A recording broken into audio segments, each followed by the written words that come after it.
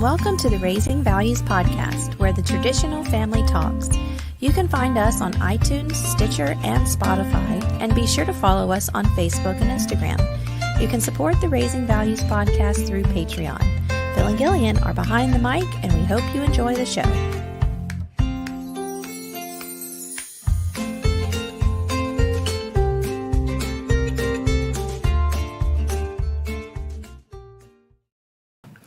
Hello and welcome back to Raising Values podcast. It's a great Sunday. Once again, we were out late last night, and a week of getting back into the groove. I have a little bit of a scratchy voice, so this is my begin school teacher voice. Yeah, our first full week back to school was a rough one. Yeah. I think I told the patrons already. We let them know what had happened, but we started the year off with a bang. She's sitting over there on the couch, and by bang I mean pop. And Piper we think has broken her arm, and Phil had brought her to the hospital as soon as it happened. I had called from school. And now she's wrapped from her armpit to her fingertips. Oh, she might be coming to show y'all. I think we're gonna get to see the broken arm of the child. Hello, C-3PO. So this is how we've started our school year. Sweet baby has, we think, has possibly broken her arm. We go to a specialist tomorrow to double check to make sure, but she's in some pain. So anyway, that's how we started off the school year, which is not a huge deal. I mean, Piper's a trooper. She's always in good spirits, and she just keeps her weapon on her side now because it is casted on the bottom. So anyway, for those of you that are listening to the audio, she's casted from just under her armpits to her fingertips. And what Phil and I believe, and our friends and family, especially in the medical field, believe, is that I broke one of my growth plates in my elbow. Well, they couldn't see a break on the x-rays when they first did it, but they do believe that it is broken in the growth plate somewhere. So they casted her to CYA, their booties. I think I broke my wrist. So, well, thank you. She never comes on the podcast, and she's been on this one twice. She never comes on mine. She never goes on yours. When are you coming on Matter of Facts? I'm not. Oh, goodness. So anyway, that was the start to our week, and Phil's going to continue to follow up because, Phil has been working for the government for quite some time and has a lot of time off, and I get 8 days a year, so plus he doesn't have to find a sub whenever he's out. But oh goodness, my hair is acting so crazy. Anyway, it's a thing. But that, and what else? Oh, last night we went to my sister's again in Lafayette, and I don't know, guys, I can't see what the heck is going on with this hair. And anyway, we were out till midnight. Let me answer Joe's question real quick. He's asking, is it better to watch live on Facebook or YouTube? I've heard from people that sometimes Facebook seems like it's lagging a little bit, like having more of a bandwidth issue than YouTube. It does. YouTube seems a little bit more stable. I've actually talked to a couple people that watch it on Rumble because they just hate you. They hate anything that's Google or Meta. And the only problem with Rumble, even though it seems to work very well, is that Rumble is not yet able to backfeed those comments directly into our interface.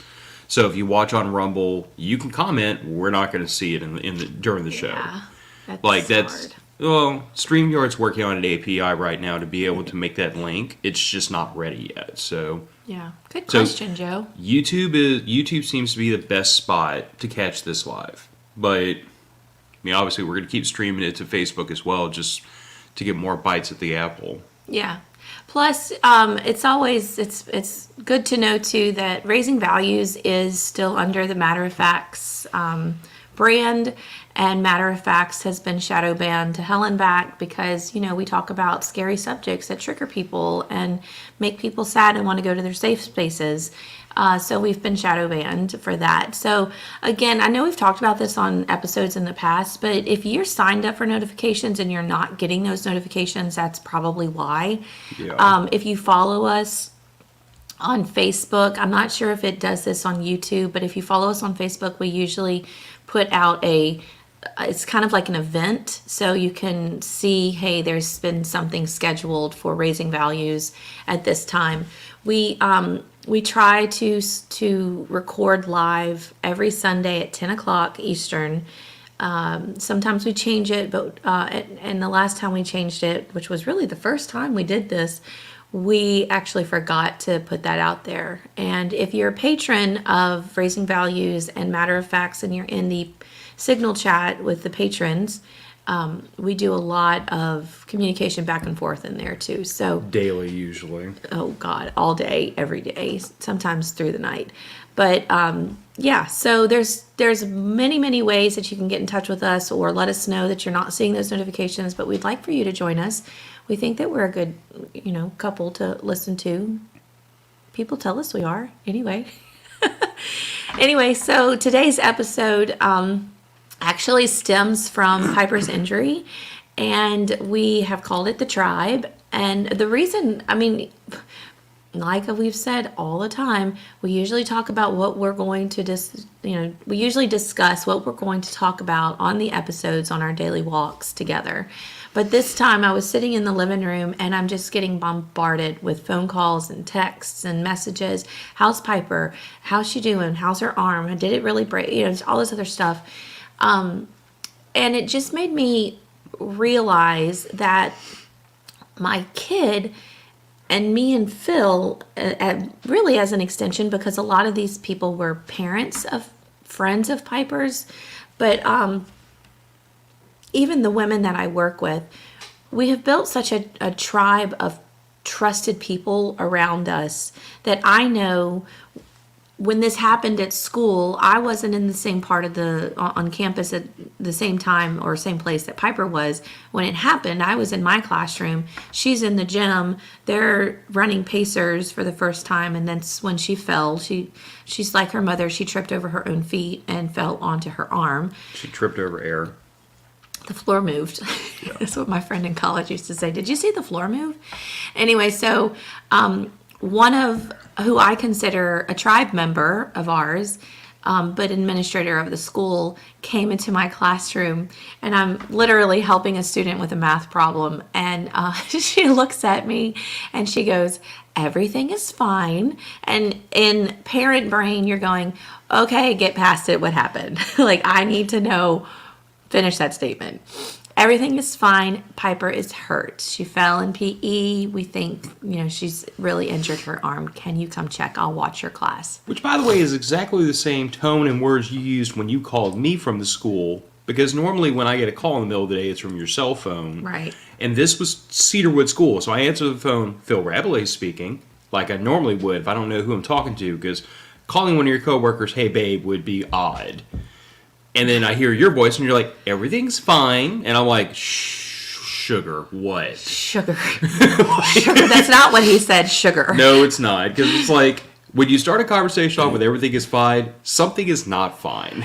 But yes, and I did the same thing to you that she did to me. But she did that to me because she wanted me to know she's not bleeding out. There's no bone protruding. Like, really, everything is fine. She is hurt. She's injured. Anyway, so by the time I got down there, her arm was already swollen. We had ice packs all over the place, and that's when I called Phil and reiterated that everything was fine. However, she really needs to go to the hospital to get this checked out. So in the time I walked back to my classroom to check on my kids, because I left my phone in there, I walked back to the lobby, the front of the school, to where Piper is. He's already come, got her, they're gone. I have probably 5 people screaming from their classrooms, "Hey, Mr. Howley, Gillian, what happened to Piper? Is she okay?" And so it just started rolling, like checking on Piper. They just wanted to know if Piper was okay. Then the texts start, and then the phone calls start, and then everything starts. And so, same as Joe says, same as, "Are you sitting down?" Yeah. two scary phrases there. But so anyway, it really dawned on me that night after everything was said and done. We were home. She was casted up. Dinner was cooked, and we're just kind of taking a deep breath from the day. That we have such a great group of people that love our kid.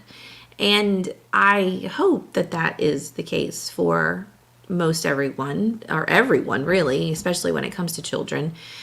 But we don't even know if it's broken. And I had people messaging me to see if they could make us dinner for the night and what could they do, what could they bring us. I mean, the sweetest people ever just rallied around us, and it just made me feel like, okay, we've got our tribe here.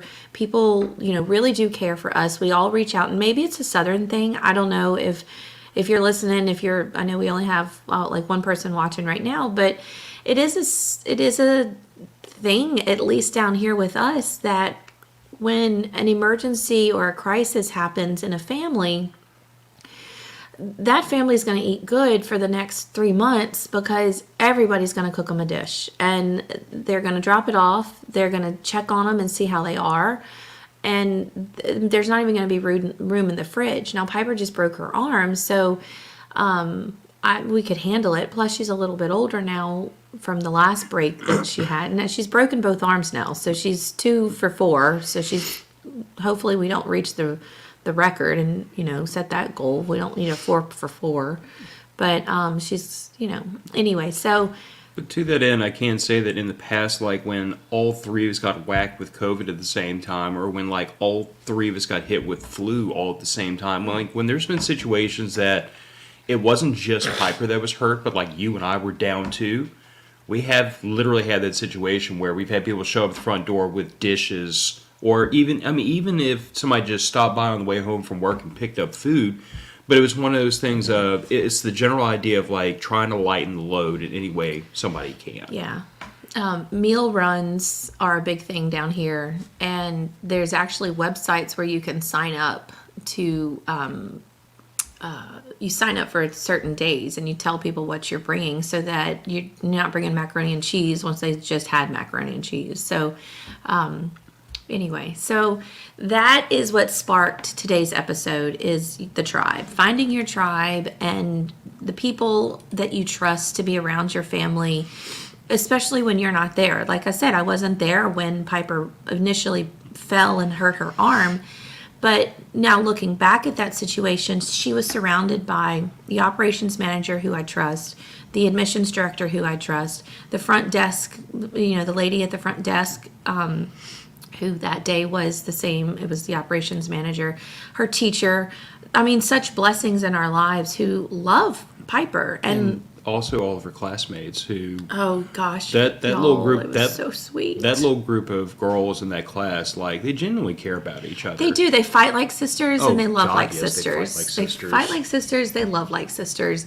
And I'm now moved on throughout the day, so now I'm at snack duty and I'm distributing snacks, and the kids they should be going back to class, but here come Piper's little tribe of friends, and I'm like, all right, girls, it's time to go back to class. You gotta, whatever, you're running late. We were just checking on Piper. Is she okay? And she's, they're just talking about how they saw it happen and what they did and what happened. And Miss Rabley, did you know this? And it's just super sweet. And so our phones, because Piper has a cell phone, but it's one of our old cell phones that doesn't have a SIM card, so she can't text. So she's got some messaging apps on there. It's actually Facebook Messenger for kids. So every time a message comes across to her, we get to see it. And I swear my phone and my watch have just been buzzing all weekend. I had And 12 notifications Yes. last night when I went to sleep. so her little tribe is checking on her. But it just, like I said, it made us think about our tribe and who's around us that we trust. And I know at school, at least, especially, that's where me and Piper spend majority of our time, because when we're home, we spend our majority of our time at home, but we're asleep most of that time. So it's important to know that you're putting your child in a situation with adults that you trust. And, I just made that comment the other day about how it was a small family at our school. And I know beyond a shadow of a doubt that even though Piper is the child of a teacher there, so a staff member there, she's not going to get any more attention and treatment, special treatment, because I used to be the lady at the front desk, and so at this school, and so we love all of our kids like they're our own, and I'm just super thankful that we're in a place where I feel like if I can't be in the same place as my kid, that all of her teachers and all of the administration are going to love her just as much as I do and care for her just as much as I do until I get there. And that's what happened. And so anyway, that's what I told Phil. I was like, we got to talk about finding your tribe, because we do have that tribe at school, but we have other tribes. And like I mentioned a little while ago, talking about notifications for the podcast, we have our tribe of, I call them our selected family. So our patrons and the group that we go camping with and the group that we talk to on a daily basis, because we literally talk to you guys daily. And I consider y'all our tribe. And I know that if a hurricane, Lord forbid, a hurricane comes this summer, which they're saying it will, I know that we can go to Georgia, Alabama, Wisconsin, Michigan. I know there's anybody anywhere, Texas. We can go anywhere and bug out at y'all's house for a little while and no questions asked. Even if you're not home, I feel like somebody's going to be like, look, I'll just tell you where the hidden key is and y'all just go. And it's so comforting to have that. And we have the tribe at school. We have our selected family tribe, which is you guys, the patrons and the people that we trust from the podcast. And then we have our selected group of friends here, which is a lot smaller than any of the tribes. It's mostly my friends and Phil's friends and family that live in the area. And even some of the family is not in that tribe. Well, so I guess let's put these two things in a different order. Yeah, and we always them. do that. Yeah, we always do. So I guess let's start with like who's included in the tribe. Because when I say tribe means different things to different people, and we've talked about this on Matter of Facts. I think you and I actually did. I know Andrew and I have.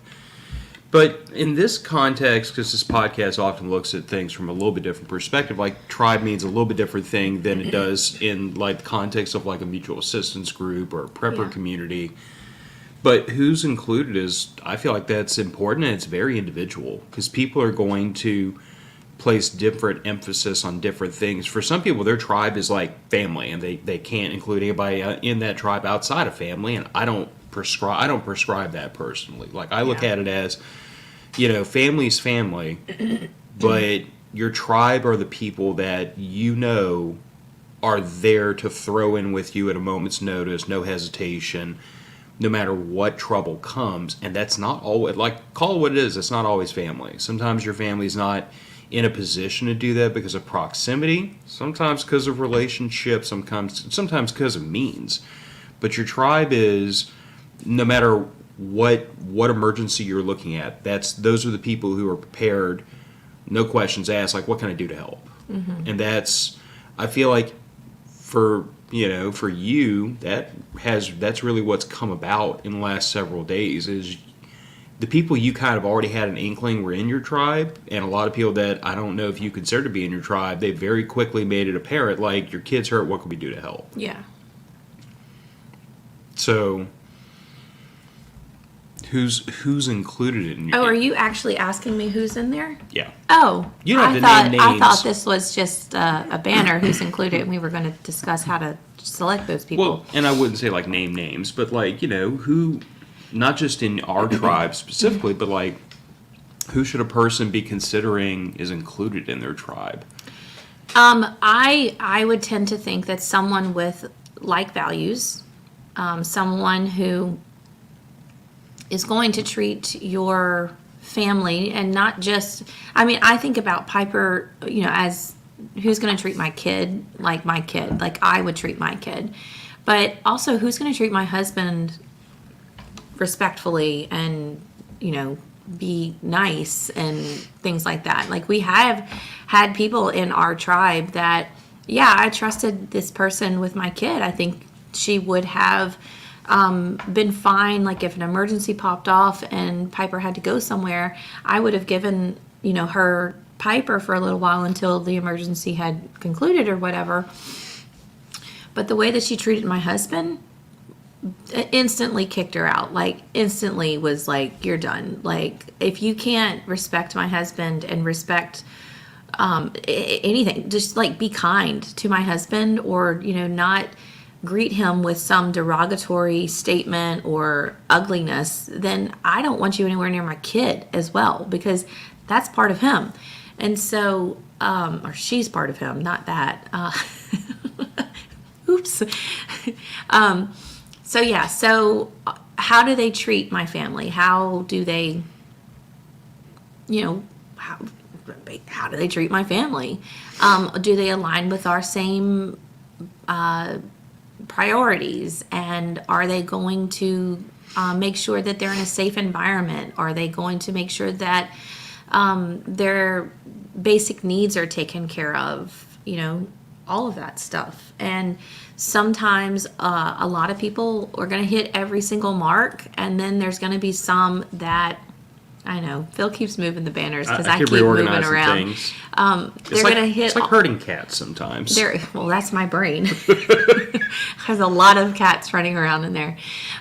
Sometimes they're going to hit all the marks, and sometimes they're not going to hit all the marks, and so then you have to kind of go back to your basics, your square one, and say, is this mark really, I'm sorry, what's important? I'm just trying to keep up with you.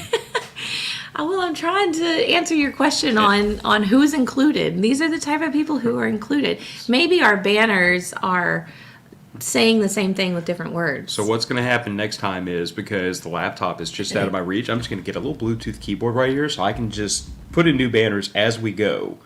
That's going to be the only way I can keep up. I have to be kind to my husband, too. Only if you want him to stick around. Anyway, so you gotta kind of have to go through those checklists and see how, if they don't meet all of those check marks, are the ones that they didn't meet like so important that they just can't go into your tribe. Does that make sense? No, it does. Okay. Like, I feel like a lot of what you're describing, looking for, is like, kind of falls under the personality range. You know what I'm saying? Like, you look for a person who you trust or value being around your family. Like, it's kind of the same conversation I've had with you about the fact that before I'm going to have a person around you and Piper, I have to feel like that person is a good influence on y'all. You know what I'm saying? Right. Like, that's what I'm saying. See, he's so much better with words than I am. I mean, I talk for a living, so yeah. I don't like talking for a living. I'm a hermit, but it is my job. But I guess to me, like, it comes down to like, would I want a person who's going to like drink themselves into oblivion and use the F-bomb like a comma around my wife and daughter? That's just not a good look. It's not a good feel for me. Like, I like to indulge in a little bit of army language every now and then, but there's a limit to it.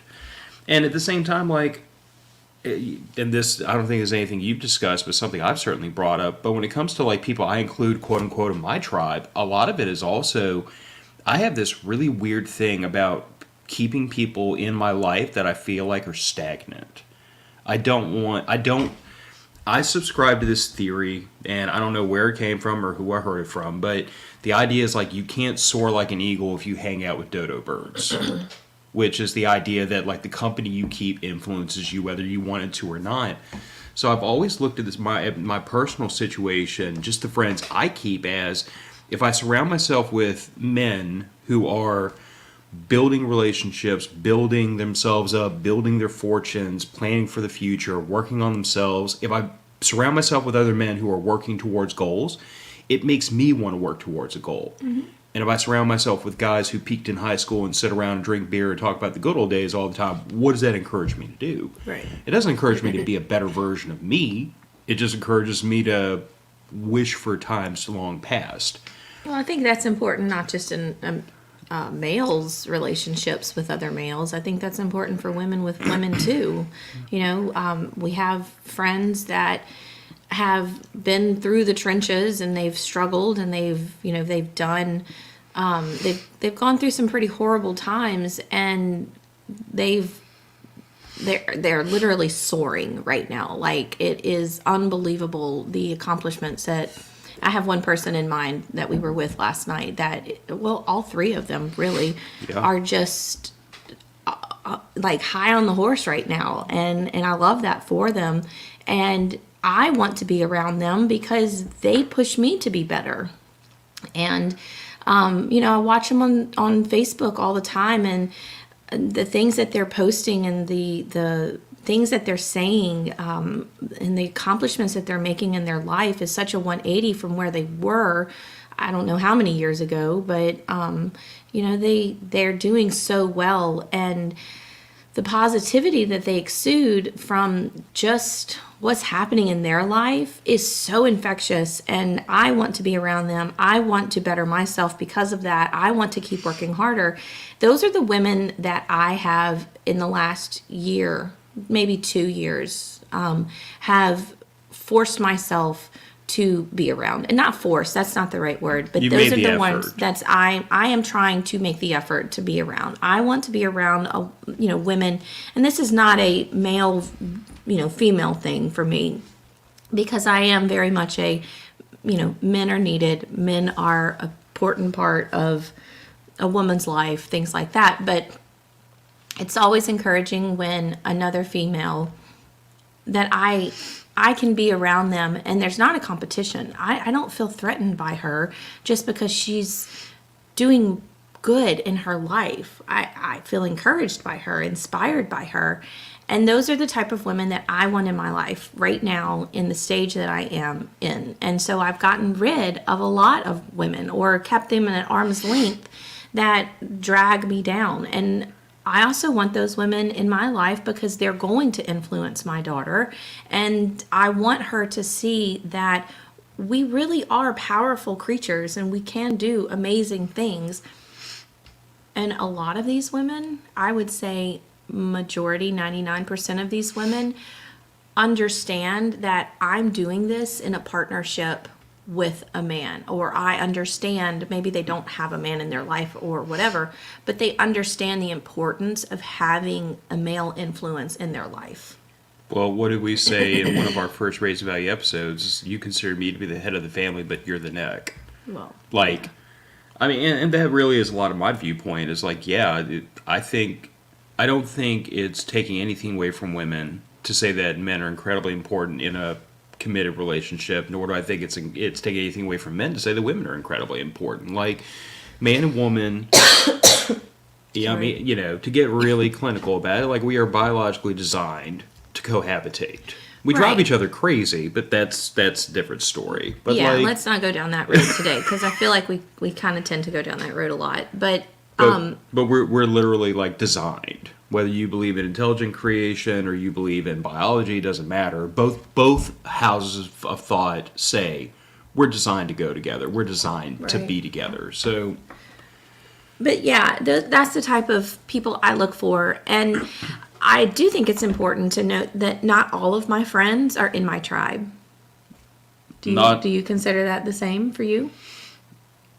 To a lesser degree, because like I'm so much more of a introverted hermit that like I don't have a ton of friends to begin with. You know what I'm saying? Like, to me, if I'm going to consider somebody to be a friend, they almost have to be part of my tribe, because although I do have. As soon as I said that, I was like, oh, why would you be friends with them if they can't fit into your tribe? Well, but that being said, I do know some people, like some coworkers that I'm friendly with. I'll invite them out to go do stuff and everything every once in a blue moon. I'll talk to them, but I wouldn't say they've made it to the tribe part yet. So yeah, but I feel like for me at least, I'm so introverted that if isn't eligible for tribe, then there's got to be some other reason why I have contact with them. And that's nothing against any of those people. It really is just my personality, because it's like my brain tries to put everybody into two groups. You're either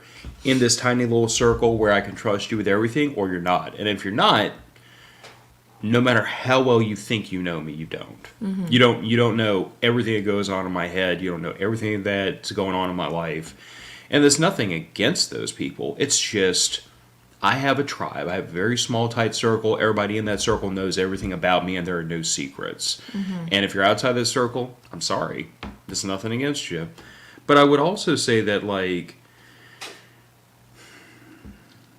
on top of me wanting a person to be a good influence on my family and a good influence on myself to drive me to do better. Yeah, Joe just said there are different levels of friendship. Oops, sorry. The tribe is the top of that list. That really is. Those are your confidants. Those are your partners in crime or in whatever.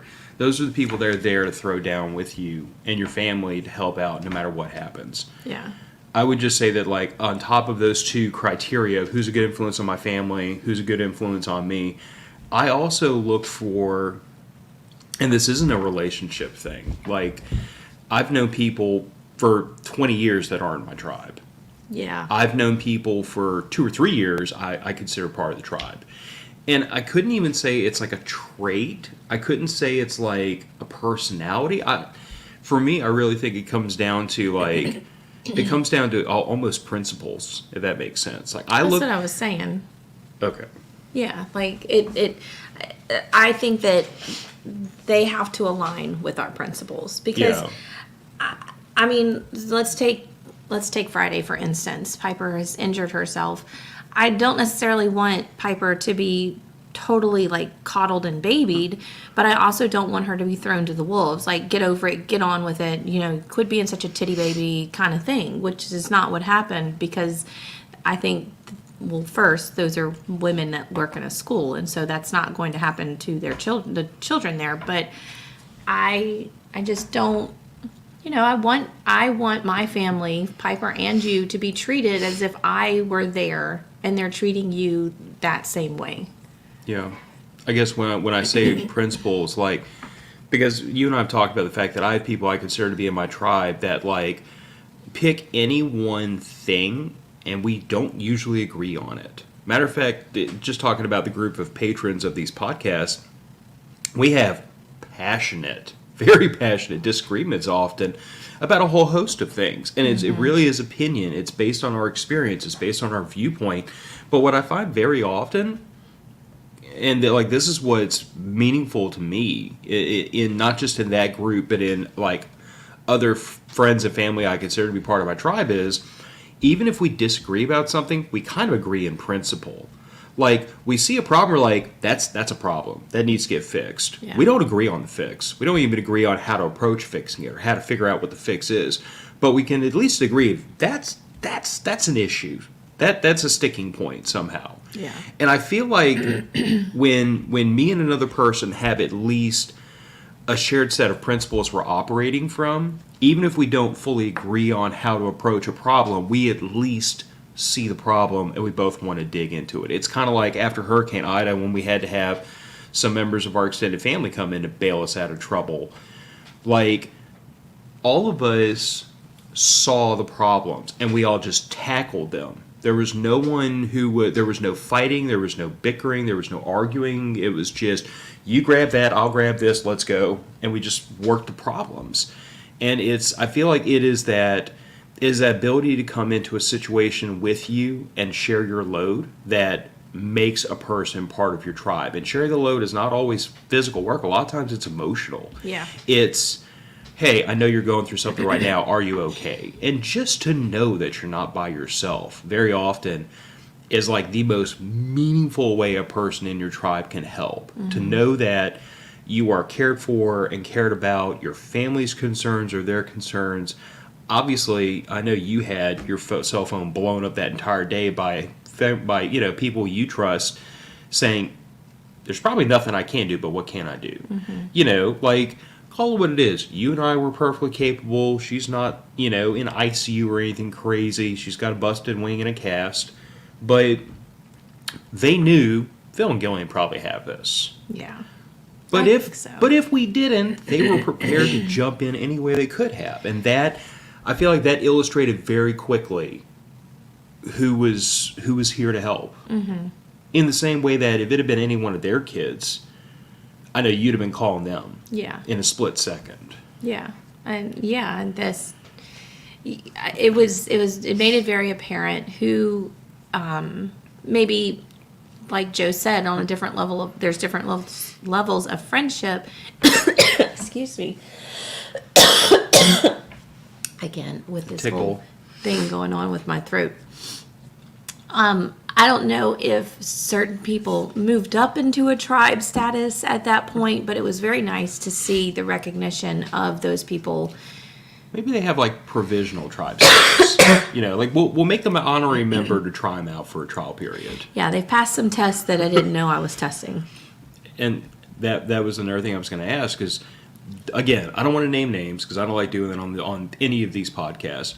But was there anybody who was a surprise to you? Like, I did not expect this text, this phone call from this person. I assumed it would be like in passing, hey, how's your kid? But was there anybody that kind of stood out and surprised you? No. So it was kind of all people that you pretty much expected. I'm going to be hearing from these people sooner or later because word's going to get ready that my kid's heard. One person called me that has never called me before. I mean, like, we're friends. We go out, we talk to each other, and our kids are friends. But I kind of expected it now because our relationships have evolved since Piper's been back at Cedarwood. But is that who you're talking about? I wasn't talking about anybody specifically. Oh. Because even I don't know everybody who's blowing your phone My up. phone, y'all, I keep looking at my watch. Piper's over there. They're talking about something. I don't know. I keep waiting for her But- phone to like emit a little bitty mushroom cloud and just melt itself down. No. No, I don't think so. I think everyone who I didn't even think like, oh, well, I haven't heard from this person. Why hasn't this person called? Honestly, I don't have the time in the day to keep track of who I think should be checking on my kid, nor do I care, because if that's something that they don't value, then that's just, that's not where they are in their life. And I don't expect people to be, stop everything they're doing because Piper has broken her arm. You know what I'm saying? Like, This was not a test to see who is going to respond and who isn't, and whoever doesn't respond, well, they're out. They're Because off the island. That's not at all. I didn't wake up that morning and be like, all right, Piper, I'm going to need you to fall and break your arm today so I can test my friends and see who's going to respond. I to would that. have vetoed that. That's not how that happened, and that's never how that happened. And I'd be an awful human being if that were the case. I was just more blown away by the response, like the total number of people, not exactly who it was, but the total number of people who did call and text and message and all those things. And even her friends that called, texted, messaged. And, like I said, her arm's not falling off. They didn't even see the break in the ER, but people were concerned. And that was just very heartwarming to me that people were concerned about my kid. So, finding your tribe, I feel like it is going to be very much, I feel like a split thing between you and I, because I'm a hermit, I'm an introvert. You're not an introvert.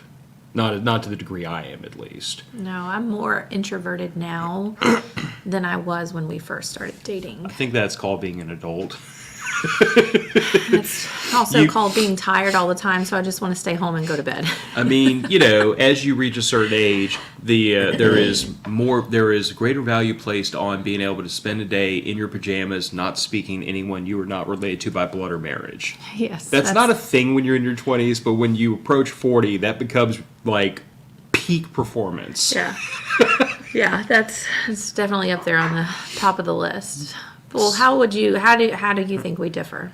Well, I feel like because yes, even though you're more introverted now than you were before, you're still much less introverted than I am, and have an easier time talking to people. I feel like your friend circle, not tribe, but friend circle is much broader than mine. Yeah, There's it a is. lot of people that you have casual to less casual conversations with on a daily, weekly basis than I do. Pretty much, for me, I will go an entire week, and if they're not tribe, coworkers, you or Piper, I don't speak to them. Yeah. And that's not an intentional. I don't want to talk to people, although I don't like talking to people. People are people. People are people-y. Dadgummit. It's more of a. It's just a me and my best friend joke about this all the time about how we just get involved in our BS and like 6 months later be like, oh crap, I haven't talked to so and so in forever. I need to call him, make sure he's still alive. Like, let's start there. And then we'll get together and have a cigar and a steak, and it's like we pick up where we left off. But we both have that tendency of like, I am the worst person about reaching out to others, and as a result, it's difficult for me to keep a lot of those relationships going. Yeah. But so for me, finding my tribe really has come about from shared experiences. Like, I've got like 2 coworkers that I don't work with anymore. 3 actually, and I still keep in touch with them because they were like my closest friends within that work unit. And then I've got like 1 or 2 people I kind of consider to be friends that I work with on a regular basis now. But we had that shared experience, which is where we built that relationship. You know what I'm saying? I don't know that any of them are quite at tribe status, but there's a shared experience there. And then obviously there's a larger group of people I've met through this podcast that we've camped together, we've hung out together, we've cooked meals together, we've rode out tropical storms together in tents. Like, there's been some stuff happen. But, like, those people, there's shared experiences there that have kind of knit us together. And anybody that's ever been in the military knows, or I'm sure this is a lot the same for, like, law enforcement, first responders, firefighters, paramedics. But in those lines of work, shared experiences and shared tribulations knit relationships together very tightly. Because even if you have nothing else in common, you have this set of experiences, this shared. It's not even like just. Sorry. It's okay. It's not even just like shared profession. Like, if you met another teacher, you'd be like, oh, we have something in common. We can talk. We have that to, kind of talk around. But I feel like with military first responders, it's different because it's not just a shared profession, it's a shared lifestyle, and it's a shared set of dangers, and it's a shared bit. You said all the things that apply to a teacher as well. Well, yeah. So I guess that's what I'm saying. Like, for me, a lot of finding my tribe has been finding my tribe around shared experiences, because I think that's what everyone does, though. I mean that is how you find your people. And a lot of times you're going to find your people at the same events or the same, hobbies and interests that you have. there's a lot of married couples today that met because they went to the same church, or Yeah. they were in the same book club, or they went to college together. Yeah, I mean that Had a mutual friend. is your initial beginning to finding your tribe, and then it just takes time with that person to figure out where in the hierarchy of friendship and slash tribe. My best friend and leader of my tribe says trauma bonding. I love you so much, and that is, yes, very true. I think that trauma bonding is going to definitely quickly put that person in, you're going to figure out where that person fits on your hierarchy of friends. And because with trauma bonding, you are so vulnerable in that state, and like that person is. And I think too that the friend or the person helping you with along through that is also very vulnerable, because I mean, my friend, I hope you don't mind me kind of walking through this a little bit, but You've opened the floodgates the now. summer for us was very telling on where our friendship was, lied. Like, we knew we were friends. We knew we were, very close to one another. Our kids have grown up together. Her son has asked my daughter to marry him 3 times when they were like 4. So, you know, I still contend he's going to pass muster with me if he makes a genuine request. But, you know, when they're like 5 and 6, it's kind of like, oh, that's adorable. why don't you just marry me already? Now, if he asks when they're like 17, 18, it's going to be a longer discussion. Which reminds me, please text me after the show. I have to tell you what happened on Friday. Anyway, I think trauma bonding is a totally different. I don't remember what I was saying, but you were vulnerable. I was vulnerable. Our relationship was cracked open, and you know, we've gone through ups and downs in our relationship where, especially when I worked at the museum, I was not available for my family, which meant I was definitely not available for my friends.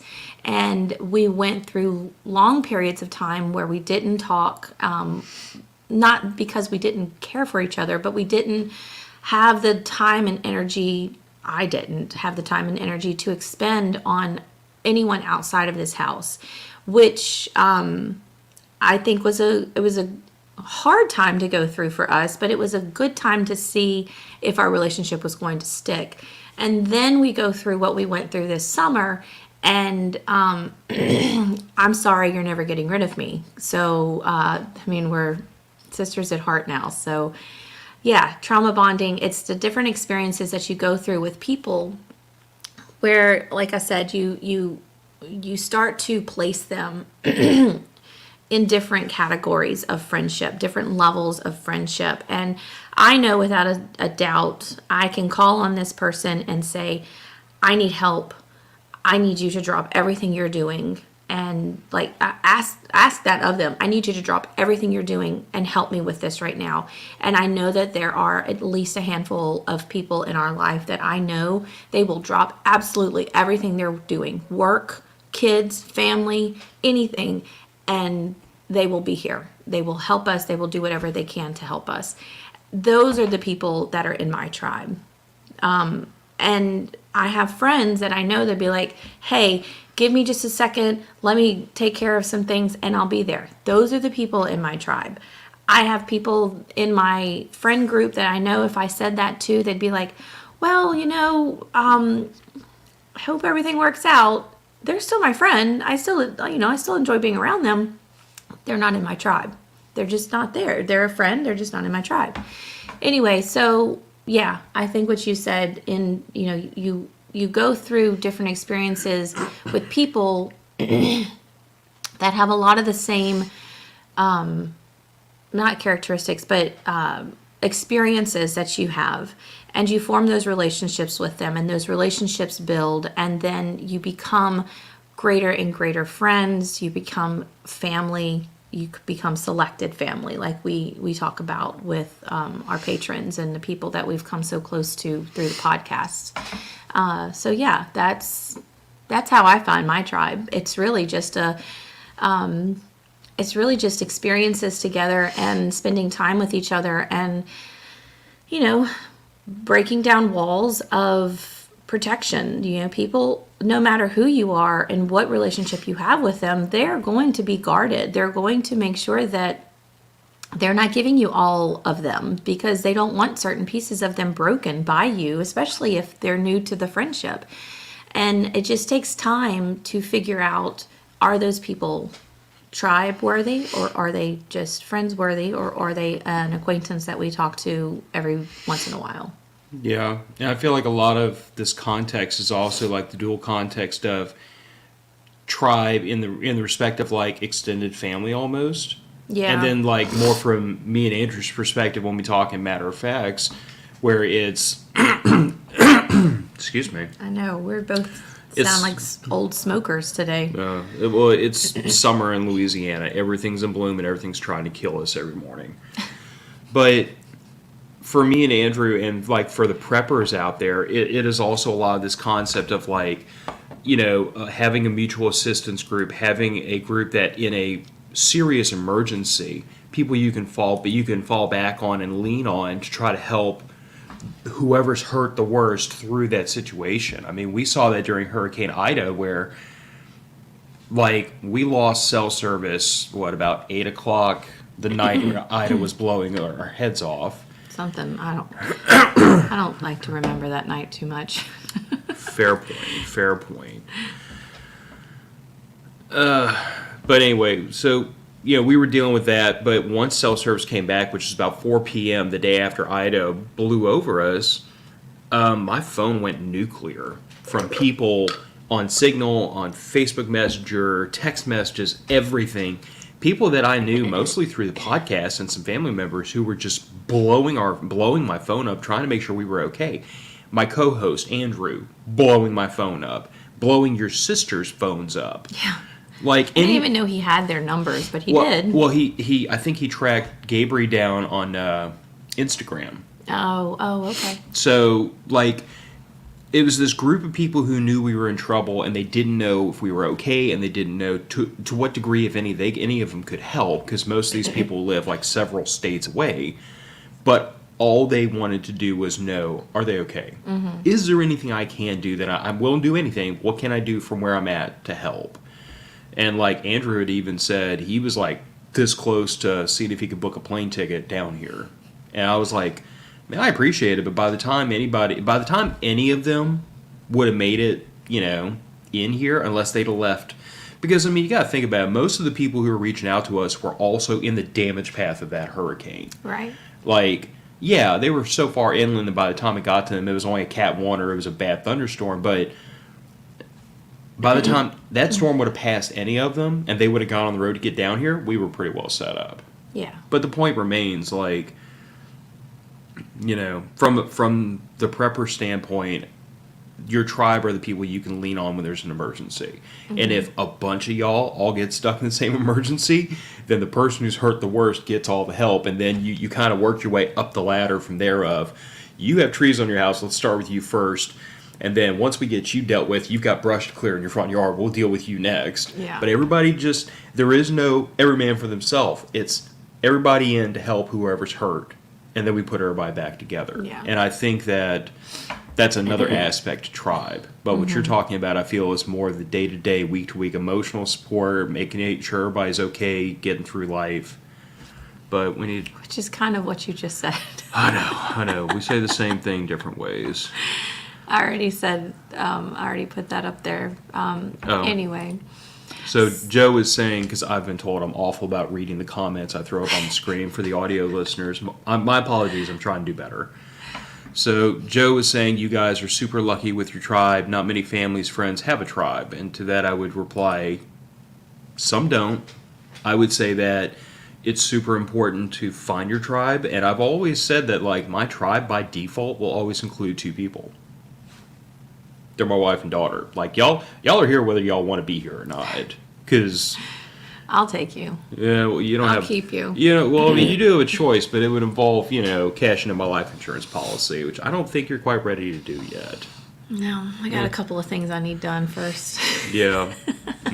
Stuart is saying I didn't get a heads up start over. Stuart, I apologize for not giving a heads up. We were out until midnight last night. Yeah. Again. And, but 10 a.m. Sunday morning for Raising Values has been pretty consistent. So, set a reminder on your calendar. Yeah, Stuart, set a reminder. I don't understand why he always says start over. Like, what do you want me to do? Remember 53 minutes of conversation I had with my wife this morning whilst drinking coffee trying to wake up? Hell, you're lucky I'm here. You're lucky you're in our tribe, Stuart. I love Stuart to death, but quite frankly, this is not Phil at peak performance this morning. I'm doing pretty good just to be semi-coherent. And Yeah. Gillian keeps telling me I keep repeating everything she's saying, so I don't know. Anyway, I think we've kind of talked that through a little bit. There's people on here today that are part of my tribe over the weekend that made sure that Piper was okay and doing okay and that we were okay, and totally appreciate all of that. I know people that are going to listen on Tuesday when the audio drops. They're part of that tribe too, so just really appreciative. And we love you guys. So do we have Any announcements? I know Prepper Camp is coming up next month. It's getting closer and closer. I'm still super jealous of all of you that are going. I don't think that I'm going to be able to make it. But anyway, check out Prepper Camp. They're on Facebook. They're on Instagram. I think that tickets are still on sale, but you can't get the discount For about anymore. 2 or 3 more weeks. Yeah, So I don't have my date prepared. I could look it up on my phone, but Prepper Camp, usually the ticket sales in 2 weeks before, and Prepper Camp is in about a month. So I would say if y'all are thinking about going, you better go order tickets like today. Yeah. Also, coming up in April, I know it's kind of far away, and this is not like a big announcement yet, but the announcement is coming. But I have been asked to be a speaker at the first annual Women Who Prep conference. That is all online, so you don't have to buy a ticket to go anywhere. You do have to buy a ticket to see the show. But a lot of women and men who prep and are in the prepping community are coming together to put on a conference, and I've been asked to be a speaker. And it's if you go on Instagram, you can follow Women Who Prep, and you can also follow the page of the woman. Her name is Allison, who started it all. Is This Prepared Life? I really encourage you to try to follow both of those pages on Instagram. Anyway, more information coming about that. But Women Who Prep conference is going to be in April of 2024, and I will be a speaker. So yay. Anyway, I think that's all we have for you today. Thank you again, always, for watching, commenting, liking, sharing, subscribing, all those wonderful things that you know what to do in today's age. And we will see you next week. Yeah? Yeah. Yeah. Find your tribe, everybody. If you don't know who your tribe is, if you don't have... Call us. Well, I would say that if today, right now, you don't have at least one phone number per person you could call that will drop everything and come to your rescue immediately, you need to put some time and effort into finding your tribe, because going it alone is not a good way to do it. Yeah. I don't want to say not possible, but not possible. So find your tribe, knit them tight together, and be there for them, and they should be there for you. And if you can't count anybody else in your tribe, give us a call. Yeah. All right. Y'all have a great week, and we'll see you next week. Bye, everybody. Bye.